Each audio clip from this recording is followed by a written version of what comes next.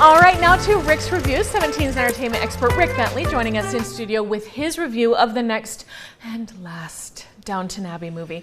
You and I were talking on KGT Plus about how much we have loved this series. Exactly. Then it went to the big screen. Exactly. I'm heartbroken it's over. I have a date to go see it with my friends tomorrow night. What are we going to see? Well, you know, it's funny. This what's being billed as the final story for the Crowley family. Yeah. Those who watch the series know that it's a family in England. It's about the people who live upstairs and downstairs, the servants. This one is so good that it's a conundrum because I wish it would keep going. This one was so good, but it's also almost the flawless ending for a series. Really? And so I would be happy if it kept going, but I'll be happy if this is the finale because it is so good. Okay. And it really focuses again on everything that's make this series work so well, especially the character played by Michelle Dockery, Lady Mary. She's in the middle of several different situations here, and one of them has to do with her father, who's. It's about people reaching that point in life where it's time to turn over it's the old guard turning over the new guard. And when do you feel like it's right to do that? So we have that. We also have scandal because Lady Mary has gotten divorced. Oh no. And in proper England social circles, that's a no-no. Right, for those of you who haven't seen it, this is 1920s and this is the aristocracy. They jumped to 1930. Yes, so this final movie, it started in the 20s with the sinking of, actually technically started in 1912 with the sinking of the Titanic. But now as the movies go, we are in the 30s. Right, yeah, we hit 1930. And but it's also a time period when we can see England is going through an adjustment. Yes. You know, is that whole class system still working?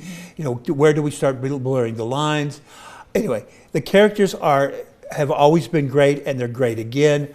There's a whole scoundrel story in here that in other movies would have been handled really sort of with broad strokes. This is handled so beautifully, so subtly.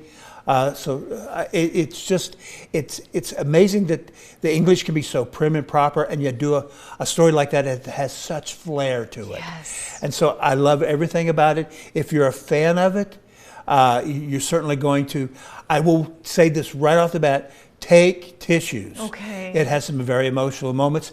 The only weakness is not their fault, but Maggie Smith is not in it because she died in the last movie. She passed in the last movie, and then Maggie Smith passed away also.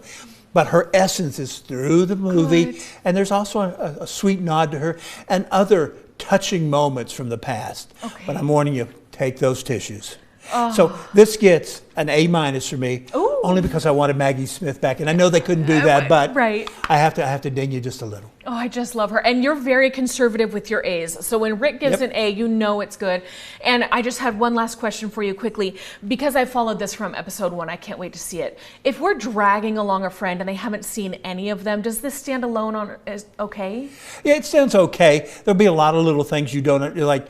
Lady Mary's husband is sort of dismissed, and you don't know that story at all. But it's a story about class system in England, and I think you can pick up on that real fast. And the characters are so compelling, and the way they interact. Look, they'll enjoy it. They may not get all the fine points of it, but that's what friends are for. Yes. Afterwards, go out and have some wine or some tea, and talk about it. And toast to Maggie Smith. To Maggie Smith. Oh. Amazing actress. Amazing actress, amazing human, and amazing finale to an amazing series. Oh, Downton Abbey. Okay, get your tissues.